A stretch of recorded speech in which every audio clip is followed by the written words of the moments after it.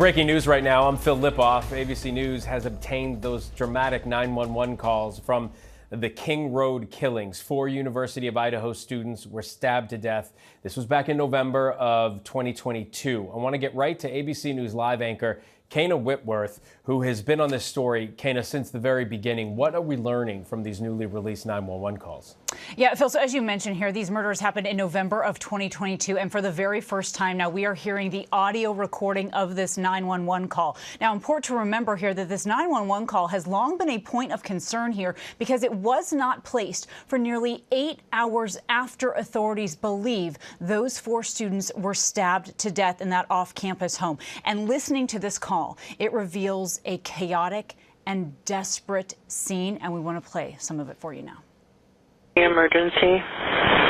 1122. What is the rest of the address? Oh, Kings Road. Okay. Can I just tell you what happened pretty much? What is going on currently? Is someone passed out right now? I don't really know, but pretty much at 4 a.m. Okay, I need to know what's going on right now if someone is passed out. Can you find that out? Yeah, I'll come. Come on, Muffin, you gotta go check. She's not waking up. Okay, one moment. I'm getting help started that way.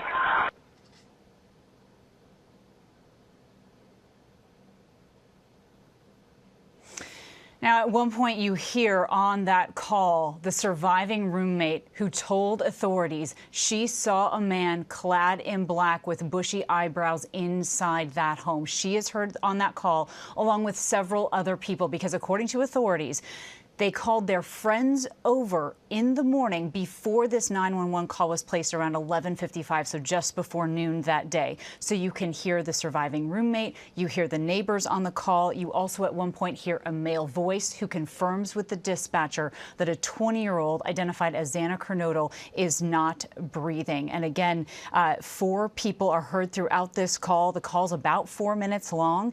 And a reminder here that Brian Kohberger, a former PhD student, remains the only suspect in this case, and a not guilty plea has been entered on his behalf. But Phil, we've been waiting to hear this audio now for more than 2 years, and it is utterly chilling, and you can just hear the anguish throughout this call, Phil. Absolutely painful, even just the bit you just played for us, Kana, to listen to, knowing what happened in that house. Tell us a little bit more about what we know about Kohberger, the suspect here, and the upcoming trial.